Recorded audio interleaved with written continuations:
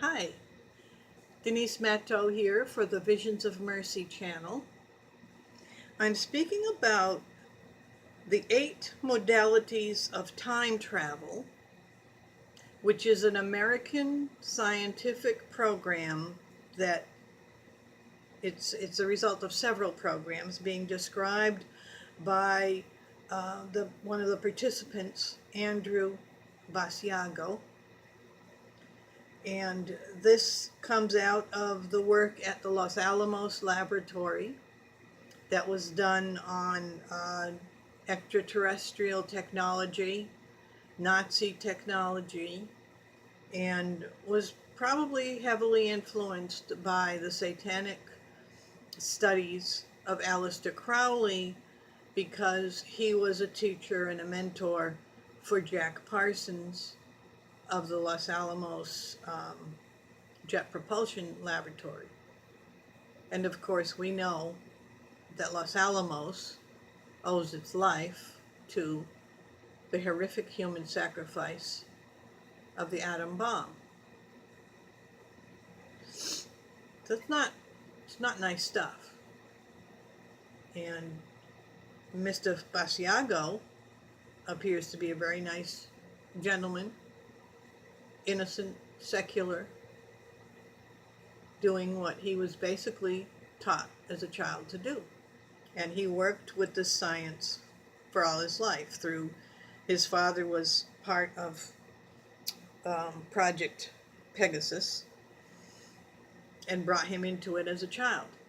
All right. Now, alongside this very modern exploration of all of the various dimensions of reality and this modern contact with eternal time-space or space-time, we have the very, very ancient eightfold path of the Buddhist tradition.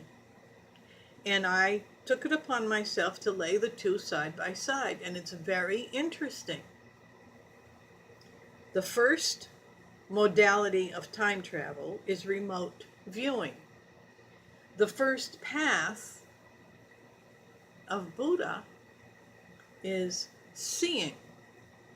Buddha says we must see first that our worldly ideas are transient. Our beliefs are not permanent. Remote viewing is the ability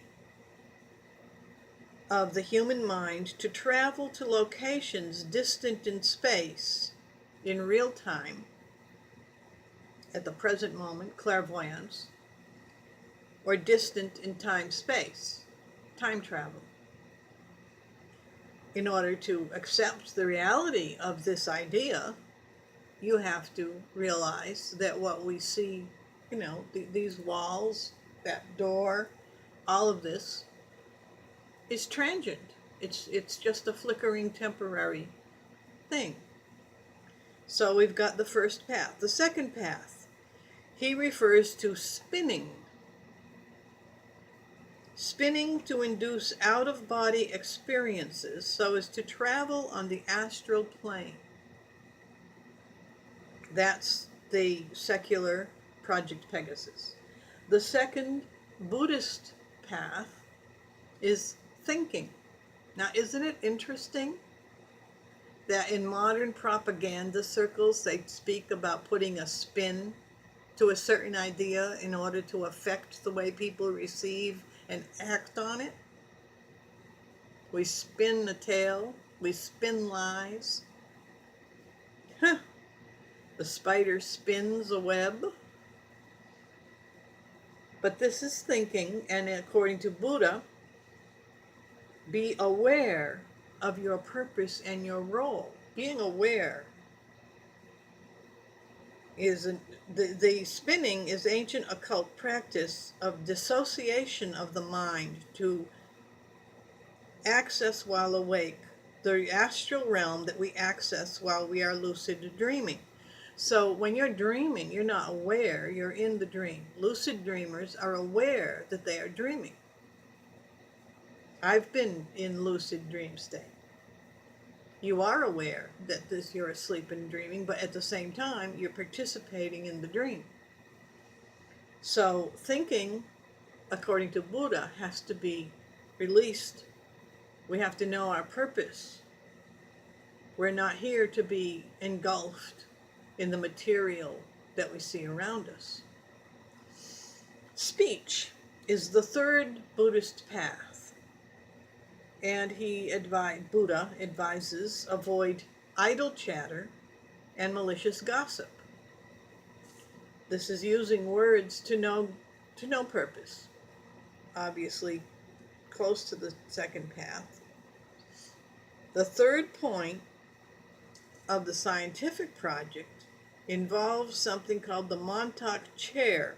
Now, this is one of the few parts of this project that involve hardware that they identify.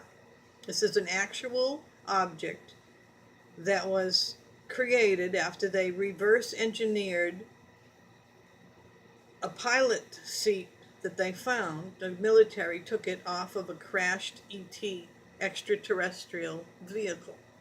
And we know these things have happened, there's no question, but that objects from outer space have crashed, and the government has seized them and not allowed the private citizens to see them. It has studied them. It uses magnetic transduction to boost human consciousness forward in time so that the individual in the chair pre-experiences a moment in his subjective future. This is the third point. The third point under Buddha, as I said, is speech. Avoid chatter and gossip. Chatter and gossip are things that separate you from your future. Idle chatter, foolishness. Look at politics and how often somebody's "I didn't know the mic was on" remark affects his future. Very interesting parallels here.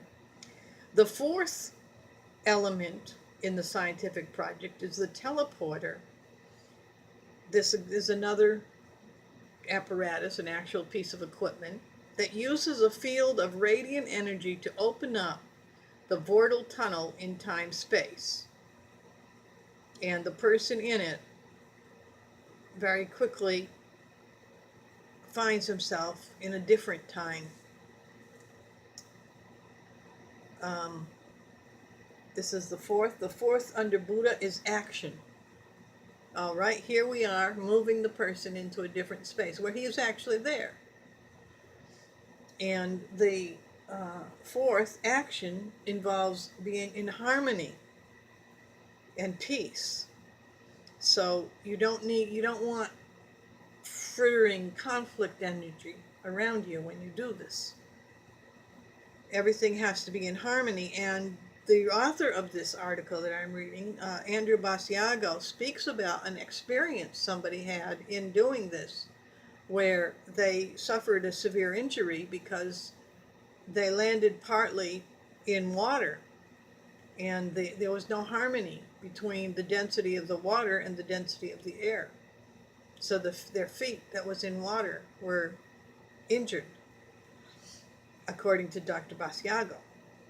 So that harmony is important in the fourth step. The fifth step is the chronovisor. It's another piece of equipment that was discovered by musicologists at the Vatican. Two priests, Father Pellegrino Ernetti and Gemelli. They were studying Gregorian chant, and they invented a kind of microphone that could basically form a hologram that captured previous moments in that space. Now, what does Buddha say about the fifth path? Livelihood. These priests made this discovery while they were doing something completely unconnected to this pursuit. They were studying Gregorian chant. They were priests studying the traditional form of Catholic music, Gregorian chant. They were in their right livelihood, and they made this discovery, and the Vatican turned it over to the American government, and it became part of this Project Pegasus. The sixth is the Stargate, a teleporter that so concentrates the radiant energy that it derives from the quantum hologram that it can send the teleportee vast distances in time-space. And this is, of course, related to the CERN project. What does Buddha say about the sixth path? Effort. Now, how much effort is involved at that Large Hadron Collider at CERN? Effort. And look at what's going on at CERN. Talk about effort. The parallels are really funny. I mean, they're amazing. Number 7, the plasma confinement chamber, excuse me, uses radioactive plasma to propagate a wormhole which the time traveler travels in order to be embedded temporarily in a past event. This, he travels through it and then spontaneously returns. Okay, this is number 7. What does Buddha say? Number 7 is mindfulness. Unfiltered perception.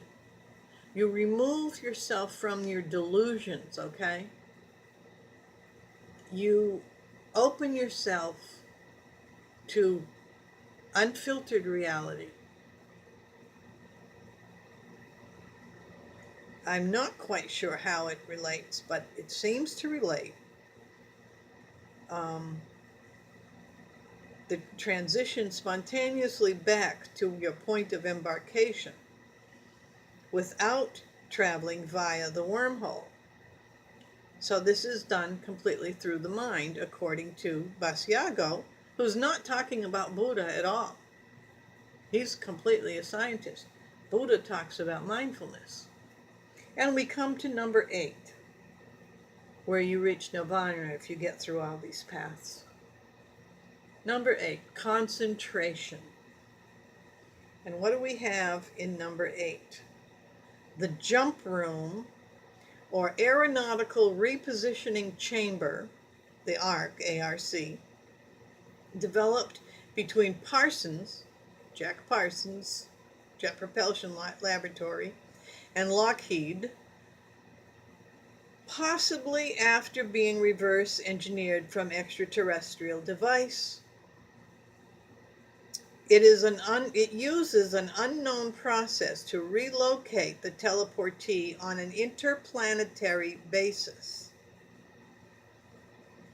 Now, he claims, and others have claimed also, that the CIA is heavily involved with a Mars jump room program